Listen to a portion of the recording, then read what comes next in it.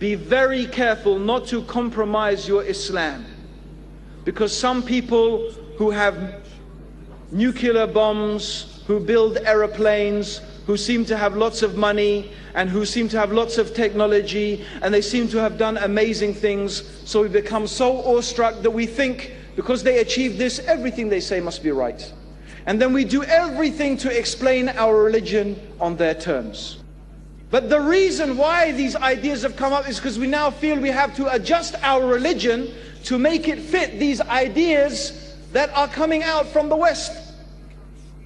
We find Muslims bending over backwards to change our religion to make it fit these ideas, but these ideas are corrupt, and they will prove to be corrupt, and Islam will prove to be correct, and we Muslims will have to stand and we'll say, oh dear, Islam was right all along. Do we need that to happen? Don't we believe in Allah? Don't we believe Allah knows everything? Don't we believe that Allah is the most wise? Do we believe that we have to justify our religion in the terms of what they say? No. Islam is the haqq. It's the truth. And time will prove that Islam is the truth. But in that time, brothers and sisters, don't leave your religion. Don't abandon Islam. Don't adjust the truth to make it fit with the falsehood. No. Be patient. Don't be amazed by these people and the way they are and the things that you see. Be amazed with Allah. Be amazed with the sunnah of the Prophet sallallahu alaihi wasallam. This is a much better thing, brothers and sisters, to be amazed with.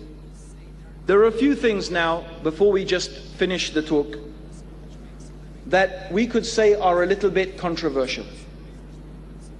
Yes, Islam gives women, without doubt, and recognizes their humanity. Islam gives women and men their rights by defining for them the natural position and the natural situation which the men should adopt and the women should adopt. And this is liberating them so that they can fulfill their true nature, just like letting that dolphin out into the ocean, just like paying the worker their wages. Islam is liberating us from the false ideas and the oppressive ideologies and returning us to our natural condition which Allah created us. But some people have some questions about some certain things in Islam. One of those is the hijab. One of those is the issue of polygamy. One of those is why 2 women witnesses to 1 male witness. One of those things is how come the man can divorce the woman and the woman can't divorce the man, except she has to go to court. And how come Islam allows a man to beat his wife? Now it is worth answering those questions. It is worth answering those questions. Let us start with the last one. First of all, let us examine the verses. Let us examine the verses that talk about this. The Qur'an does not say, and the man can beat his wife, just like that. The Qur'an is clearly telling, first of all, that Allah has given the man a responsibility to ensure that his family, his wife, his children are following the straight path that leads to Allah, the straight path that leads to paradise and goes away from the hellfire. This is the responsibility the man has been given. Now all of us recognize, for example, any government has the responsibility to care for its citizens. Is that true or not? Yes? And does not every government have the responsibility to prevent criminal action? Yes or no? Isn't it the responsibility of government to arrest the thieves and the murderers and the rapists, and to do something with them to prevent that happening and to prevent that evil spreading in society? Is that not the duty of government? Yes or no?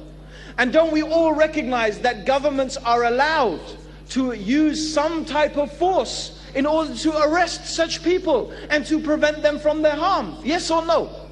Is there one place on the face of this earth, except maybe some little island somewhere there's only 10 people and they're all related maybe, where you don't have a police force who has to arrest people, who prevents riots, who prevents evil. Is this true or not? You have every country, every place in the world, this exists. Yes or no?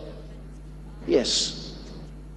So we recognize that those in authority have the right to use force if they have to prevent some evil taking place.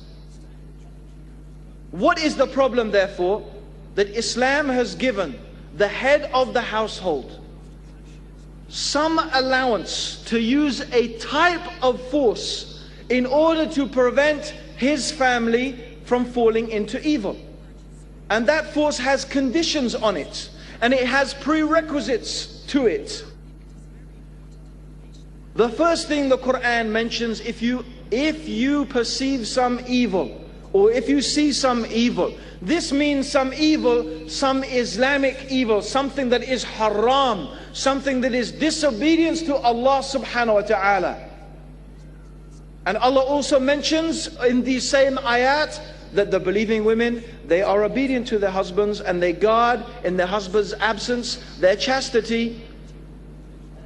So if someone sees that his wife is going astray or his family is going astray, then Allah has given a system of correction to prevent this crime that will lead to something much worse than prison, lead to the hellfire. First, Allah said to the man to admonish the wife. First you tell her, like you would tell anyone, giving them dawah, with maw'idah, with a nice exhortation. وَجَدِلْهُمْ بِالَّتِي هِيَ أَحْسَنُ, and explain to them in the nicest way. بِالْحِكْمَةِ, with wisdom. Oh my wife, don't you see that Allah said this? And don't you see that the Prophet sallallahu alaihi wasallam said that? And aren't you afraid of Allah's punishment? And don't you want Allah's reward? And this is the wisdom and the benefit and the reasons behind this, that you should do this and this and this. So this is the first stage, of advising his wife, of exhorting her, of teaching her, of reminding her. If this does not work,